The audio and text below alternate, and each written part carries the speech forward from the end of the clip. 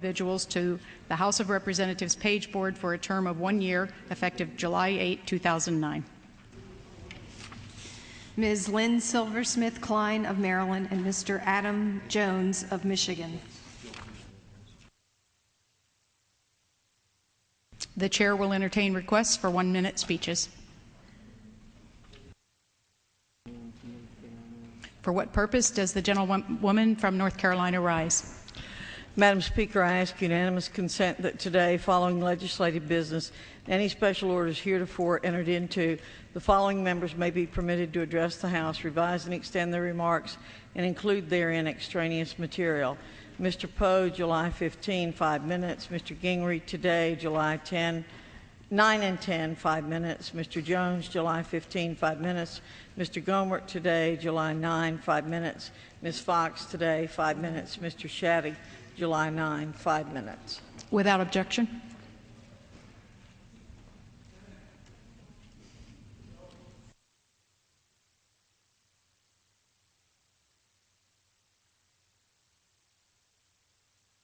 Under the Speaker's announced policy of January 6, 2009, and under a previous order of the House, the following members are recognized for 5 minutes each.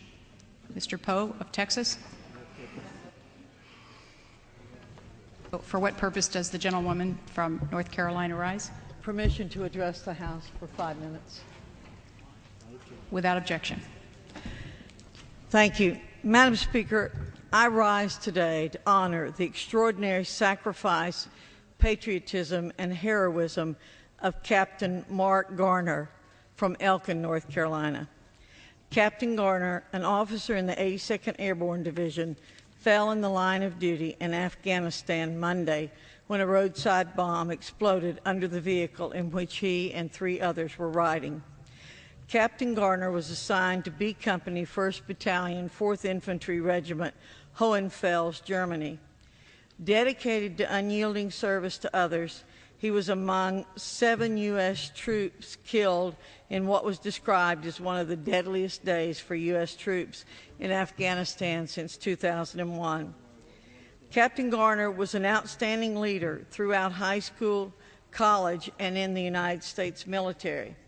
He graduated from Elkin High School in 1997, where he excelled in sports and won several football, basketball, and baseball awards. In 2002, Captain Garner graduated from the United States Military Academy at West Point as a second lieutenant. He was then assigned to an infantry unit at Fort Bragg, North Carolina. Captain Garner leaves behind his loving parents and his wife, Nicalia. His absence leaves a hole in the hearts of the Garner and Myers families, the tight-knit community of Elkin, North Carolina, and the 82nd Airborne community. Captain Garner is described by his friends and family as having lived to serve and sacrifice for others. From a young age, he aspired to be a soldier. He will long be remembered as a man who knew the meaning of service, sacrifice, and the call of duty to his family and his country. Madam Speaker, my thoughts and prayers are with Captain Garner's wife, parents, and extended family. May they feel God's comforting presence during this difficult time. We pause to honor his memory and express our gratitude to his great bravery and profound sacrifice. Our nation is a better place for his having been among us, and he is blessed to call him an honored son. We mourn his passing, and we pledge our dedication to the family he left behind. I yield back. The gentlelady yields back. Mr. Fleming of Louisiana. Mr. Jones, North Carolina. Mr. Burton, Indiana. Mr. Moran, Kansas. Mr. Gohmert, Texas.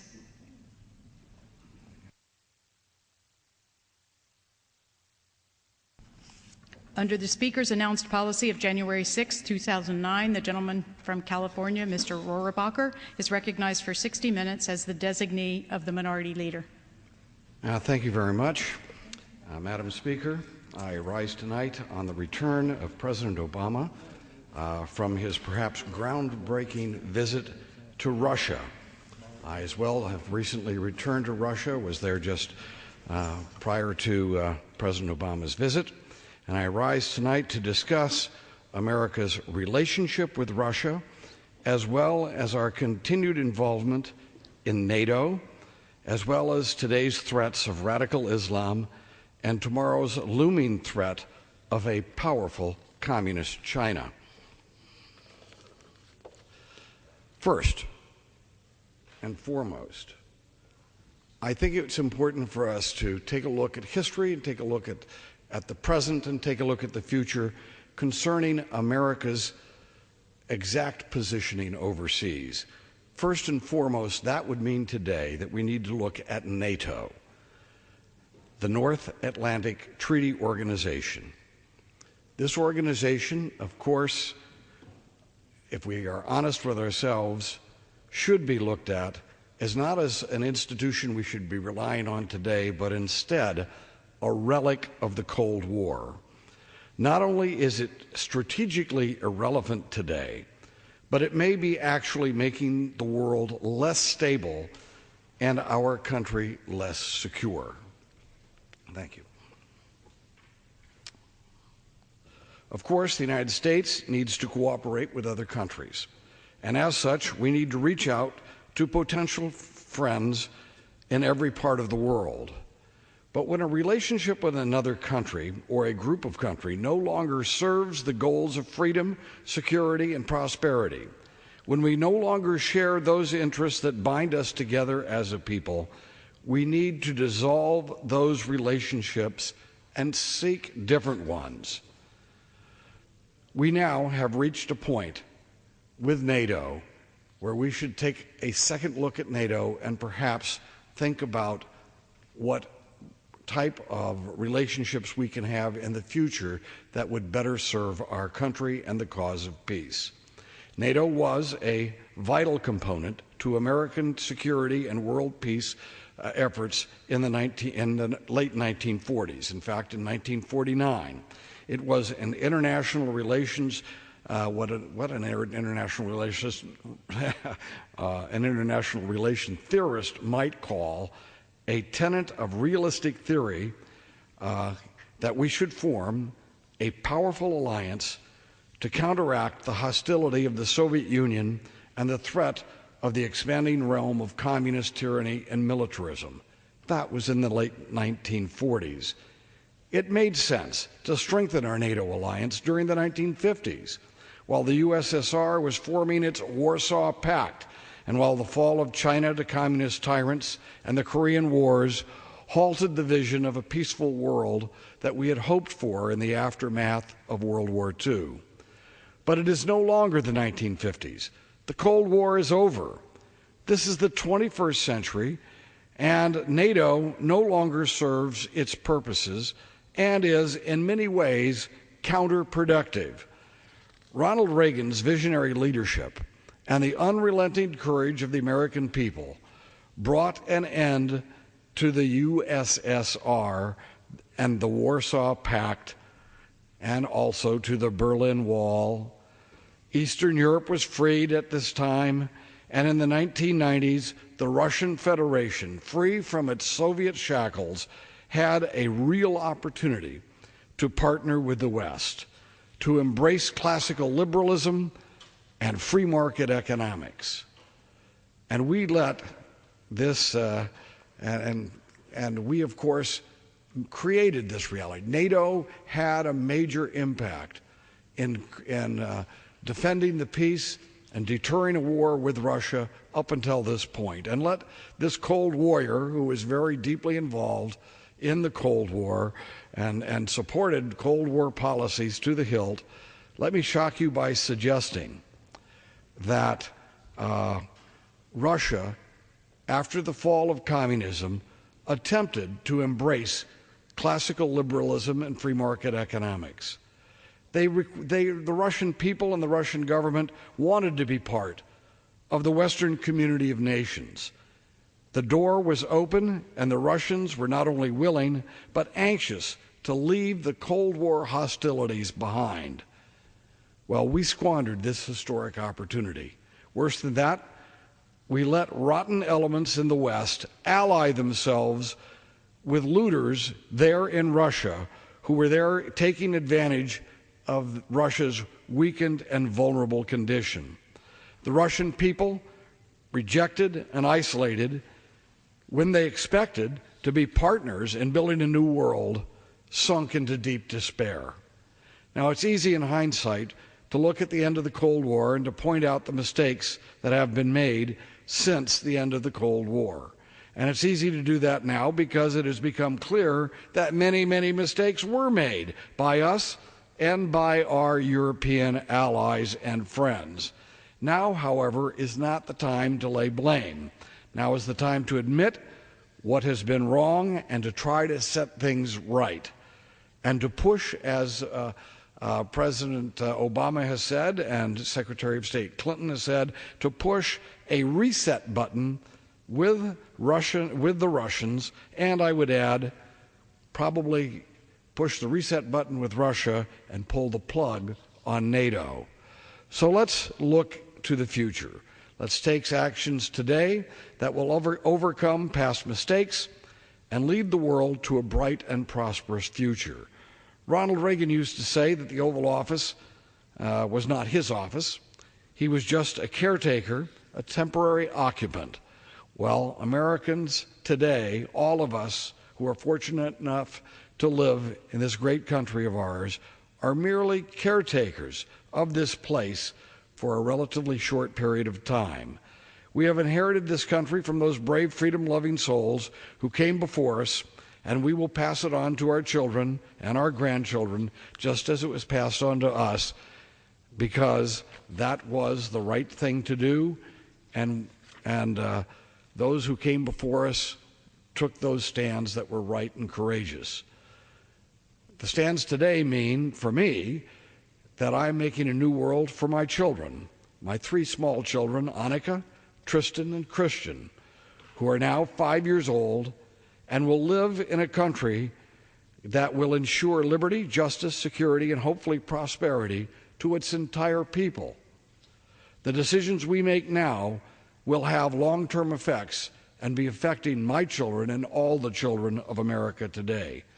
Reagan gave us 2 decades of peace and prosperity because he did the right thing. The consequences of our actions since Reagan, however, are becoming more evident and more alarming with each passing day. We must have the wisdom and the courage to confront the enormous foreign policy challenges facing us and prevail over those forces which would, if they could, destroy America and would destroy our way of life. The national security threats before us are real and did not materialize out of thin air. But contrary to the dominant paradigm of our era, our ongoing relationship with NATO since the end of the Cold War has not worked to our benefit, nor does it make peace, stability, nor our nation's security more likely. NATO has recently engaged in a number of operations, for example, around the world, from fighting the Taliban to combating pirates. But whether one views these missions as relatively successful or failure, one can hardly look at them and not realize that the cost of our continued involvement in NATO certainly outweighs the benefits. In Afghanistan, the other 27 NATO countries sent a combined force of less than 5,000 troops, many in non-combatant positions. These 5,000 troops were there as part of a coalition force. While these fighters from our NATO partners are heroic and are helpful, they are dwarfed in comparison to the number of American boots on the ground. The original members of NATO were the Americans, the French, the UK, the Canadians, the Turks, and other European countries. Well, now add to that list Albania and Croatia and others, and there's also talking about expanding NATO membership to other countries, smaller countries, with little military relevance to the modern world. One of the primary tenets of NATO membership is that any member will come to the defense of any other member if attacked. But realistically, is the United States going to come to the aid of these other countries at any time? And is the reverse of that proposition worth the cost to us? Do we need Albania or Croatia to come to our aid if we are attacked? The answer is obviously no. And let us note that NATO's existence is unnecessary, and there's no strategic reason for us to stay in an alliance. And sometimes, let us also admit that NATO can be counterproductive to the peace by, for example, convincing people with territorial disputes like the government of Georgia.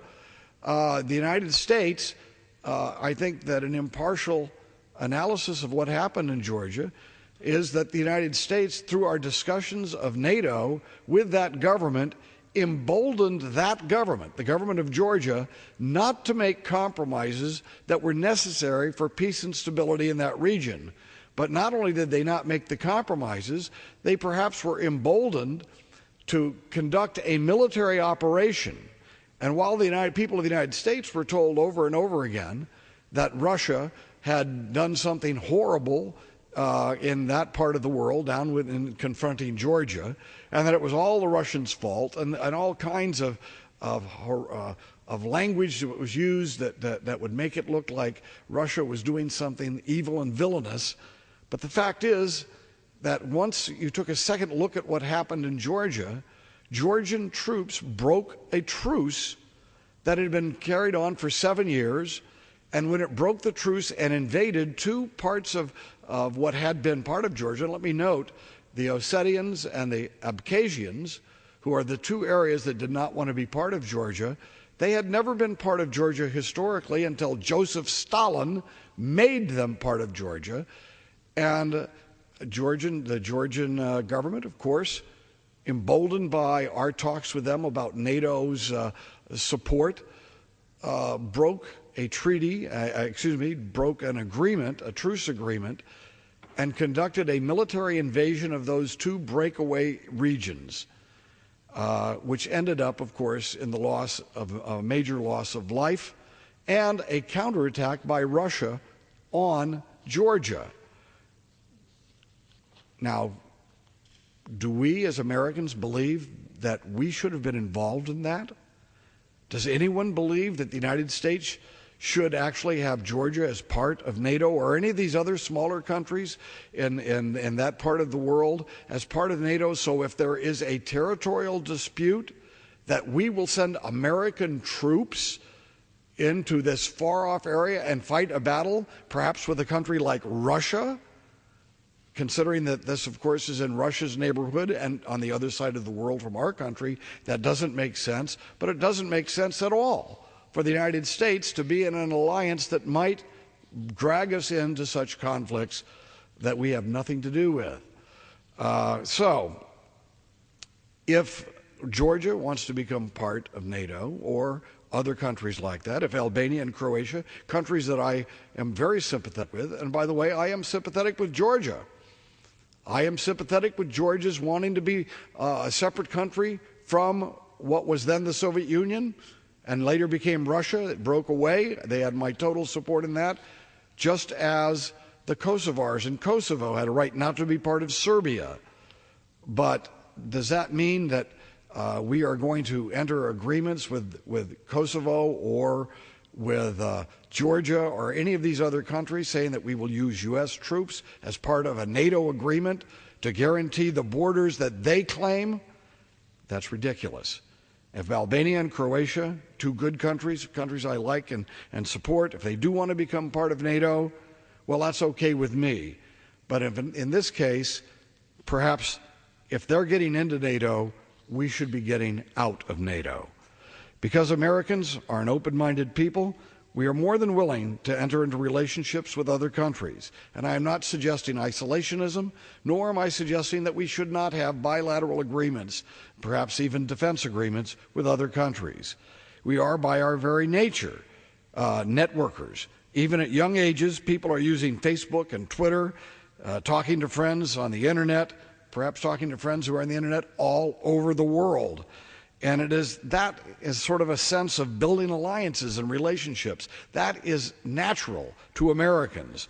We do this sort of thing at the government level too. And at the outset of the Cold War, we saw a clear and present Soviet threat, and we went to work strengthening our existing relationships with friendly countries and building new relationships with other countries. Well, we should create alliances, as I said, but we need to be realistic and honest in our assessment of the factors that are in play. For whatever reason, perhaps just the lingering of Cold War attitudes and predispositions, Russia, which should have been a natural friend, Russia faces the same adversaries that the United States faces, but Russia has been positioned as our adversary. As I say, maybe that's a lingering of the Cold War mentality on our side, or maybe it's a lingering of the Cold War mentality on both sides that have brought us to this point. Or maybe it's simply that we do not understand the Russian people and are wary about becoming their friends. But that would be contrary to America's personality. We are proud and sometimes arrogantly so, but we are a friendly people. Whatever the reason, let this Cold Warrior proclaim that the Russian people are a good-hearted people and they have the potential to be great friends to and allies of the United States of America, and that's us. There was no more fierce opponent of the Soviet government and of Marxist-Leninist tyranny than I was during the Cold War. During the Soviet war in Afghanistan, I went there to Afghanistan and fought briefly along the side of Afghan warriors, the Mujahideen, who were engaged in battle against a Soviet army occupying their country. I personally was engaged in combat operations against Soviet troops during the Cold War. Very few people can say that. My chest swelled with pride every time Ronald Reagan spoke about the freedom for all subjugated peoples, including the Russian people. And I helped prepare some of those speeches that he gave as president. I was Ronald Reagan's speechwriter for 7 years. When the President of the United States, Ronald Reagan, pleaded with Gorbachev to tear down the Berlin Wall, I was part of the team that broke through the foreign policy establishment's blockade that would have neutered this historic freedom statement even before Ronald Reagan gave it. And I cried with joy and retrospect when that wall finally came crashing down, hammered and chiseled down by freedom-loving people on both sides of that grotesquely evil barrier. I despised the Soviet Union because I loved freedom, freedom for all people, including the Russian people.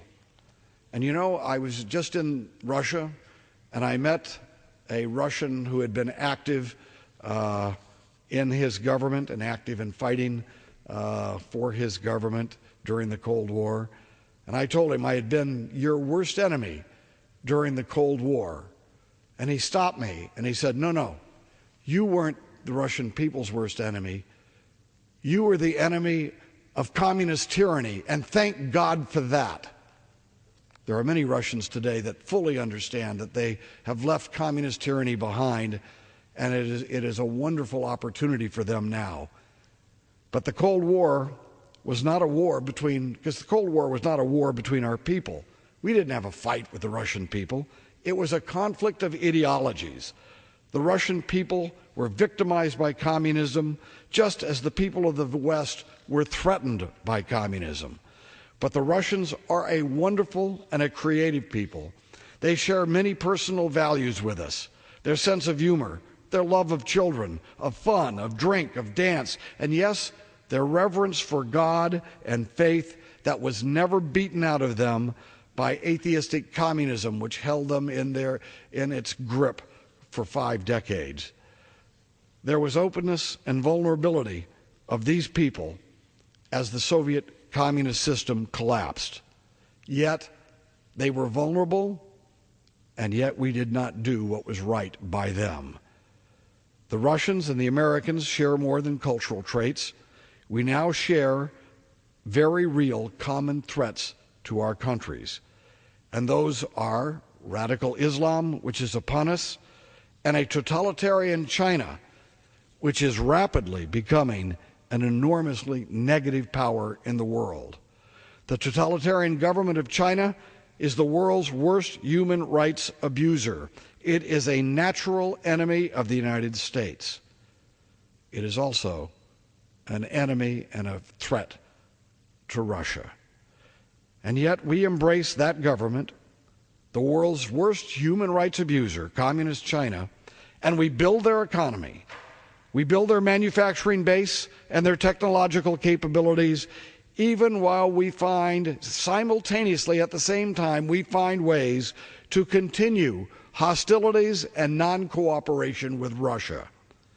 With open trade policies, credits, investment, and technology transfers, we run up massive trade deficits with China, and we haven't even been able to bring ourselves to officially end Jackson-Vanik economic restrictions on Russia. These are holdovers. The Jackson-Vanik restrictions on Russia are holdovers from the Cold War days. It is an insult and a sign of our own incompetence that we have not been able to lift the Jackson-Vanik restrictions on Russia. It's a joke, a cruel joke, when we even mention it to the Russians now, after 2 decades of promising that these restrictions would be eliminated. All this while we give China every benefit. Well, this relationship with Russia, as well as our relationship with China, has been wrong-headed and gravely so. China, in stark contrast to the great changes in Russia, where there's been political reform, where you have opposition parties, and yes, there are imperfections, but you go there and there is talk radio show complaining about the leadership in Russia. In Russia, you do have opposition parties, but of course the current party that's in power, by its very nature, is more popular because it won the election. And there were people on the ballot, but they were not elected. Well, there has been reform in Russia, although it's not perfect. It's far from perfect. But there has been no liberalization in China. China is not a worthy trading partner. China is not a worthy trading partner in any respect of the word, not an economic partner, and it's not a partner for peace, nor is it a partner for world stability. China has had no reform of its political power structure, and it is, unfortunately, our most likely future enemy. Those words are very hard for me to say.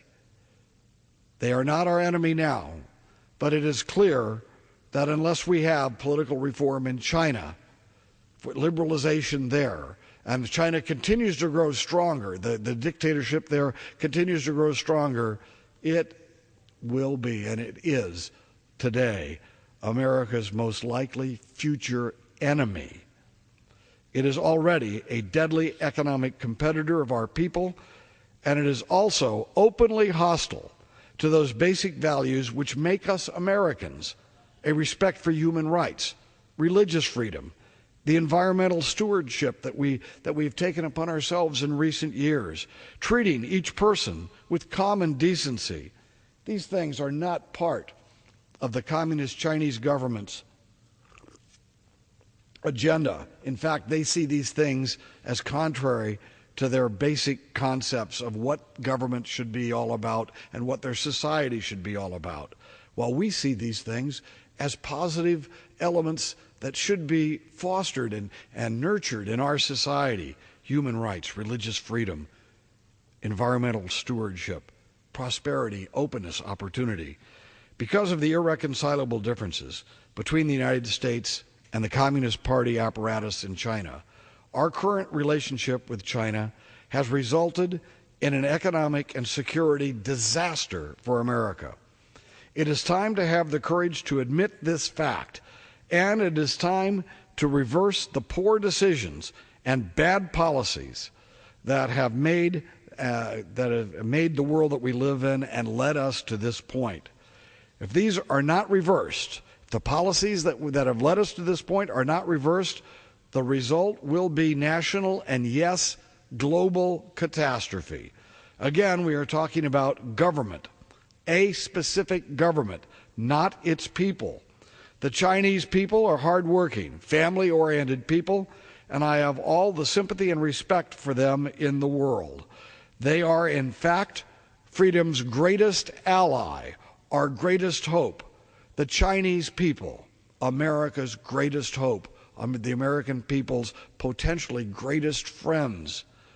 The Chinese government, however, is a loathsome tyranny, a dictatorial clique that has enslaved their people and that country and is intent on dominating the rest of it. It is a government that, as I speak, is shooting down Muslim Uyghurs in East Turkestan, which is that far region in the western provinces of China. A government that arrests and murders Falun Gong religious practitioners. The Chinese Communist government arrests and murders these Falun Gong, and who are they? Pay attention, America. Who are they? The Falun Gong want nothing more than the religious freedom that we hold so dear. And what do they believe in? They believe in yoga and meditation. Yet thousands of them were picked up by the Chinese Communist dictatorship, thrown into prisons. And oftentimes they never come out of those prisons. And too often we find that what's coming out of those prisons where Falun Gong members have been thrown, what do we find is coming out of those prisons? Body parts being sold to Americans and other people as medical body parts, kidneys and organs of the body that have been extracted from people who are put in jail for religious purposes and murdered. That is the type of ghoulish regime that now controls the country of China and the Chinese people. In China, there are no unions or workers' rights. There are no democratically elected or democratically created environmental standards. There are no concerns about human rights or considerations for the inherent dignity of all humankind. There is no liberty, no independent judiciary, no freedom of the press, no rule of law, no opposition parties, no right to criticize the nature of their government or to criticize the clique that rules it. For these reasons, 1 billion working people are held in bondage so that goods can be manufactured in China for far less than in the United States. And with a one-way free trade that we have permitted and the short-term profit desired by America's corporate elite, our country has been partners in building the Chinese economy into a monstrous threat while at the same time weakening and destroying our own economic base. Over the last 2 decades, we have built China from a relatively backwards economy into a Frankenstein monster. When I say we, I mean the policies of the United States government have lifted the economic capabilities of a country that has had no political liberalization, no political reform of their dictatorial system, and a country that, yes, is also engaged in rebuilding its military. And yes, we have built this Frankenstein monster. And that monster is slowly turning on its creator. It is turning on us. We find ourselves today in an economic disaster. It is a severe recession. We can all feel it. It is around us. Our friends and neighbors and even our families are suffering. It is a depression, perhaps not as dire as the one in the 1930s, but it might get there. It is devastating. People are losing their jobs and their houses. And who is to blame for this horrendous situation, and what can be done about it? The blame, dear Brutus, lies with us. We gave China most favored nation status, even though they have had no political liberalization. Despite our better judgment, and despite the fact that China is a brutal dictatorship, we permitted them this advantageous economic relationship.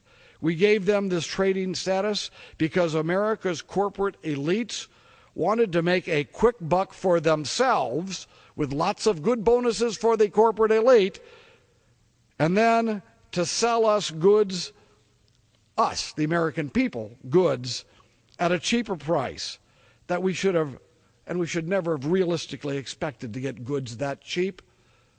But at the same time, there was a price to pay that was not on the price tag. What have we gotten? What was that price that we paid? It's called economic ruin of the United States of America. We have given China everything, and we are left wanting now, begging for favors. Small and mid-level manufacturing bases in the United States, our mid-level and manufacturing base, small and mid-level, have been virtually destroyed. Our small and medium-sized and even large industry is gone. Our manufacturing jobs have gone. And where have they gone to? They've gone to China, so their people have the jobs, and their country is accumulating the wealth.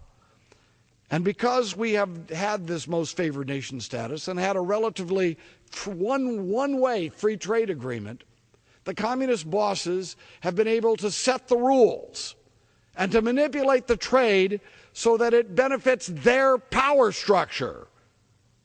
We were told that if we had most favored nation status with China and that we had trade and we embraced them economically, there would be political liberalization. For 20 years, for 30 years, we were told that. And that has not happened, but just the opposite has happened. What we have now is, with China, a massive debt that can be purchased and is now being purchased by China. We have a massive debt here. Actually, just even this year's debt is going to be $2 trillion higher. $4 trillion budget, $2 trillion in debt, and the Chinese are very happy to buy it because they are holding it over our heads and grabbing us by the throat. We have given China everything, and we are left with nothing but ruin and cheap, poorly manufactured goods, poisonous toys, and all too often, poisonous food. We need, first and foremost, to demand that our policymakers, who are negotiating trade agreements with foreign governments, that their primary concern be, and I say this emphatically, the primary concern of our negotiators should be what is good for the people of the United States, and that those negotiators be patriots in their perspective and not globalists who are tied to some notion of what's good for the world, or some philanthropist who wants to help other peoples and other countries at the expense of our own people, the American people. We have not had that. We have permitted a trade policy with China and other countries that have drained our country of resources with basically one-way free trade agreements. In China, we could only export our manufactured goods if they were made in China, so our capitalists were anxious to go there, but they could certainly export everything they wanted to into our country. That one-way free trade doesn't work, and it has been a major factor in the economic crisis we face today. Proponents, and that policy was permitted to continue. That policy was because people were telling us, if we just do this with China, they will liberalize and become a liberal democracy. I call that hug a Nazi, make a liberal. That's the theory. Hug a Nazi, make a liberal. No, we can get as close to them and do favors for them all we want, but we should have demanded the political liberalization, which would have opened up a two-way free trade relationship rather than a one-way. Proponents of liberalization of trade, as I say, frequently claimed that even the one-way trade, even the liberalization of trade as it existed, would create jobs in the United States, increase U.S. exports, and improve the trade deficit with China. That's what we heard. Not only just that it would liberalize China, but it would be good for us in the meantime. President Clinton claimed that the agreement allowing China into the World Trade Organization, which was negotiated during his administration, and I quote President Clinton, creates a win-win result for both countries. Well, has it been a win-win result? Our countries, as I say, our country's small and mid-level and even large manufacturing units have been decimated. We people who had good manufacturing jobs now have low-paying survival jobs. Their children have no really great aspirations to be industrial leaders or great entrepreneurs and businessmen because the lifeblood has been sucked out of our country as our manufacturing jobs have gone to China. And while it's true that exports support jobs in the United States, as we were told, we must now recognize that it is equally true that imports destroy American jobs. Yes, that's right. Exports create American jobs, but imports do what? And I know that because in my two harbors, and the two ports that I represent, 90% of all the commerce coming through those ports are containers coming in from China and the East, and only 10% are going out. We are destroying jobs of our people, those jobs that are necessary for people to live in homes, for people to have decent standards of living. The net result of the trade flow on unemployment, it's very clear when you see the trade imbalance that exists, why we have an increasing level of unemployment. And those people who are employed and have been employed over the last 10 years are getting jobs that are far worse and not as uplifting and is not as socially mobile upwards as those jobs that their parents were getting back in the 50s and in the 60s. China's economy and China's military capabilities have been growing and expanding even as our country has been declining.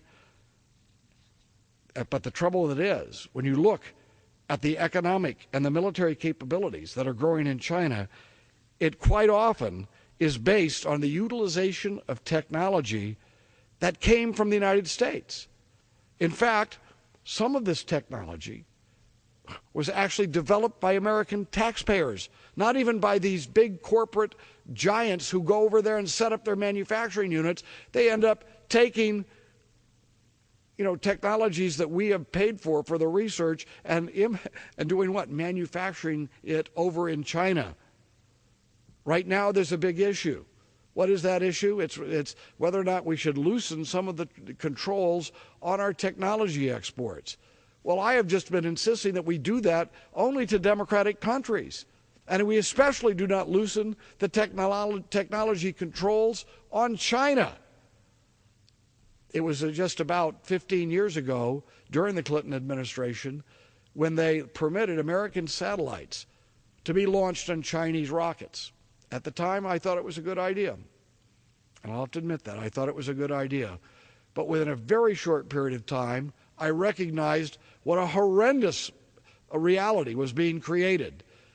What we were doing, we're perfecting those Chinese rockets in order to send up our satellites at a cheaper rate. Thus, we undercut the development of our own missile and rocket industry, our own aerospace jobs, and at the same time, we perfected the Chinese rockets and missiles so that they could more easily, carry military payloads as well as civilian payloads. No, we shouldn't be loosening any of our technological restrictions on the transfer of technology to China. And even to this day, as we want to loosen them to democratic countries, there are moves here in Washington to try to take the exemption of China out. I mean, it's very clear. I am part of the team that's trying to move forward legislation that to permit our high-tech industries to export to friendly democratic countries. But I have personally put into and worked with my other members of Congress to ensure that part of the legislation restricts that loosening of controls to China so that they won't be able to launch American satellites on Chinese Long March rockets, because we know that will result in a technological transfer and an upgrading of those rockets. For example, we have developed a chip that serves as a gyroscope. Cost us hundreds of millions of dollars to develop that chip, and that was 15, 20 years ago. Well, today, of course, because of what happened 15 years ago, all of the Chinese rockets have a gyro on a chip. Didn't cost them a cent. And all of these other manufactured goods that are being shipped over here, the Chinese haven't had to pay for the development costs. We've paid for it, the taxpayers and the corporations. And when a corporate leader sends his company to China, guess what? Yes, he gives himself a bonus for a few years and then disappears with tens of millions of dollars of bonus, while his own company, the stockholders, and especially the workers of that company, suffer the damages when their jobs are eliminated and actually when the company is taken over by the Chinese. Well, ironically, we have liberalized our trade with China, but China has not even liberalized its own government. In fact, China has been getting worse over these last 2 decades, not better. It was Tiananmen Square that was the turning point. Up until Tiananmen Square, there was a legitimate reason for us to build the economy of China, to create closer ties, because there was a movement on to create a new and democratic China that would be friends of ours in the world. There was a positive evolution going on politically and economically in China. And when it reached its tipping point at Tiananmen Square, the United States didn't stand tall. If Ronald Reagan would have been president, I can assure you he would have sent a telegram to the leaders, I'd say, to the gang that controls the government of China, and he would have said, if you turn loose the army and slaughter the democratic movement in Tiananmen Square, all of the economic understandings we have, all of the capital investment and technology transfer, it's off. Reagan would have done that in a heartbeat. But George W.'s father, George Herbert Walker Bush, was president. He did not share that same commitment. And there was no message sent to the Chinese, which was the worst message of all, because they now understood they could manipulate even the highest level of people in our government and of industry for short-term profit, and that our elite does not give a damn about democracy or any of the other values that we, the American people, hold dear. So we let our corporate elite dictate to us, and our government, under George Herbert Walker Bush, took the easy way out. We acted like Tiananmen Square didn't count, and we let the corporations continue to make their quick buck so the corporate elites could give themselves their big bonuses. And in the end, we were sending more jobs and more technology transfer and more capital investment to China, even though they had just slaughtered the democratic movement in Tiananmen Square. And now look at us. When we do something immoral, we come back and we pay a price for it. And part of the reason we are in such economic hardship today can be traced right back to the immoral decision that I just mentioned. We permitted this China, an authoritarian, totalitarian China, to have an open, free trade policy with the United States, but it was only free trade in one way, and there was no liberalization going on whatsoever. China should never have been given most favored nation status. And of course, we look at it now, China's been given that. Russia can't get anything. Russia can't even get the Jackson-Vanik restrictions to be taken off. The tipping point in Russia came in 1991, which obviously caused a massive economic dislocation in Russia as it moved out of its socialist economy. So in 1991, The great reforms were happening in China. The democratic movement wasn't slaughtered like it was in Tiananmen Square. But the Russian people were suffering hardship. The Russian economy collapsed, and there was a national despair in Russia, of course. And we watched this. And while we built and fueled and invested in the Chinese economic machine, we said no thanks when it came to broadening our relationship with a liberalizing Russia. Russia is not a little country. Russia is not insignificant. On the contrary, in the long term and in the grand scheme of history, we need Russia just as much as the Russians need us. If we are to confront the menace of radical Islam and the terrorist threat, we are going to have to stop the rogue states that are trying to acquire nuclear weapons. If we're going to do that or combat radical Islam, if we're going to combat, as I say, Iran or North Korea, we need to work with the Russians. We need to be partners with the Russians, not antagonists. And we certainly should not be looking at them as an enemy at a time when they have been trying to liberalize their country and have had great strides of liberalization since the Stalinist days of the Soviet Union. And to be scrupulously accurate, we did indeed start a number of Russian-American partnerships in the 1990s. In 1992, Senator Sam Nunn and Richard Lugar pushed us to work with the Russians to secure and dismantle nuclear weapons arsenals in and around the former Soviet Union, a project that would make everybody safer. It was brilliant and eventually evolved into the Cooperative Threat Reduction Program. This program, the CTR, was a joint exercise between the United States and Russia and other former Soviet states and various military contractors. And for a while it went very, very well, even though it had its ups and downs. And it's still going well, despite the fact that certain people in the United States are complaining about it. They complain about the cost, but mostly they complain about working with the Russians to secure the Russians' weapons.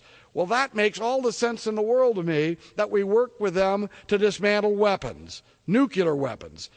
And that gets to the heart of the problem. The type of people who are now deadly against us, even trying to help the Russians dismantle their own weapons. We have a chance, and President Obama, and I will have to say I've been very critical of him and his dealings with countries like Iran and elsewhere, where he's not being tough, but he's trying to reach out to the Russians, and I applaud that. And what he's trying to do is find something that is mutually beneficial to us, and that would be a reduction in the number of nuclear weapons. Nuclear weapons cost a lot of money to both of our countries, and we are building them so that they can't be used. We are praying they will never be used. So if we are going to have money for the military, which we have to use to defeat radical Islam and to confront China, we need to make an agreement with Russia to bring down the level, not to eliminate nuclear weapons, but bring down the level of those weapons that we believe should never be used, so that we can afford to pay for the defense that we need to use.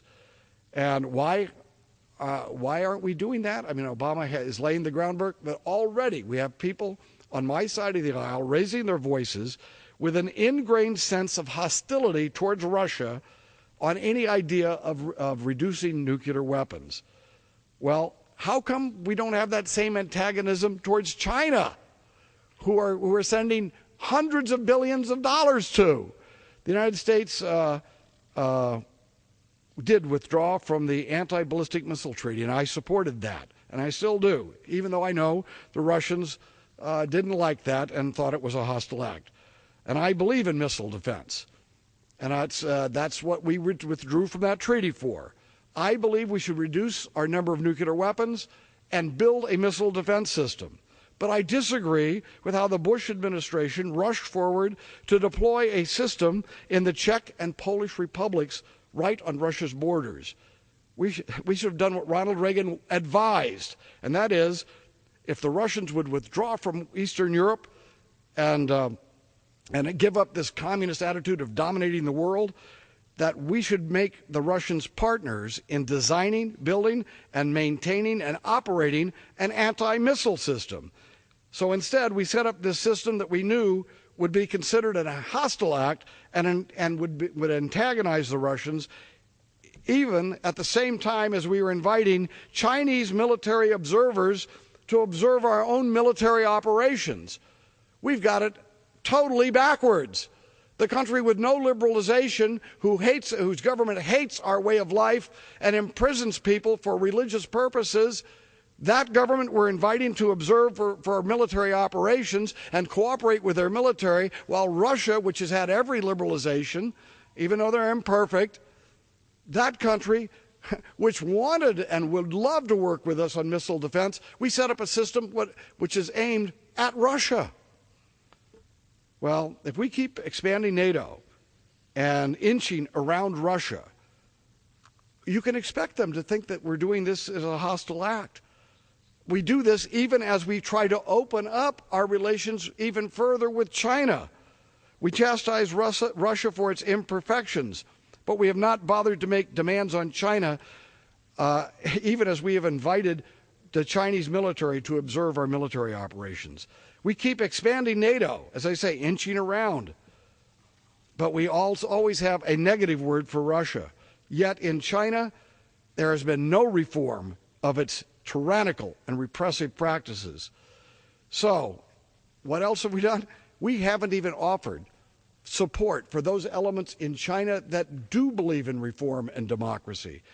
We can't get ourselves to have strong condemnations of the brutal massacres going on now of the Uyghurs, the Muslims, or the Tibetans, or the Falun Gong. We can't get ourselves, our government, to actually condemn China for the brutality, the massive brutality that they are perpetrating on their own people, much less, I might add, condemn them for their continued insistence on territorial claims. China is not only an economic threat, but China is a massive threat to us as it builds its military, its rockets and missiles in particular, as it claims huge territories of Russia and India and huge areas of the ocean right up to the shores of the Philippines.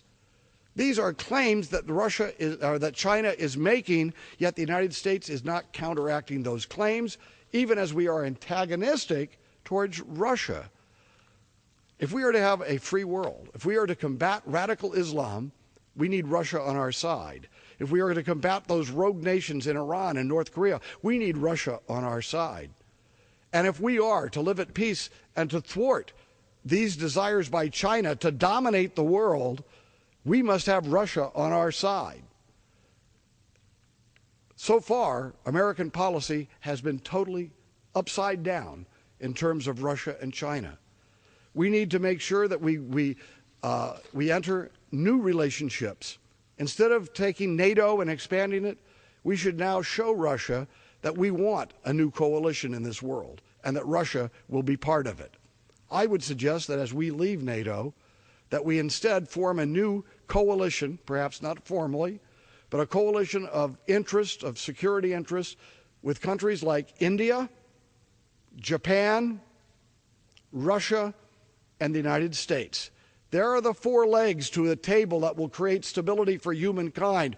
Other countries, democratic countries, will join with us.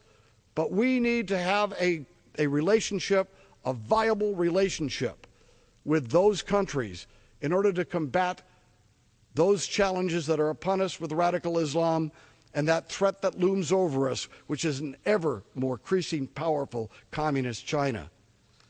The future's up to us. We've got to be realists, but we've also got to remain true to our principles as Americans.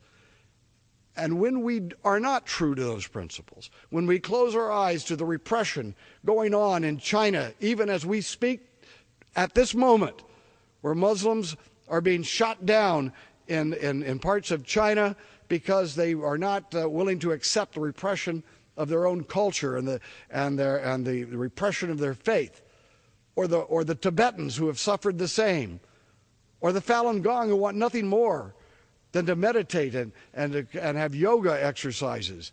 If we do not speak up for these persecuted people, we will be persecuted and we will suffer as a result. The economy is suffering because of incredibly stupid policies, economic policies, and the China trade policy has been one of the worst. Our country will suffer in the future if we do not have a rational policy of security and cooperation with Russia and with India and with Japan. And with that, I yield back the balance of my time. The gentleman yields back. I would now, I do now move that the House do adjourn. The question is on the motion to adjourn.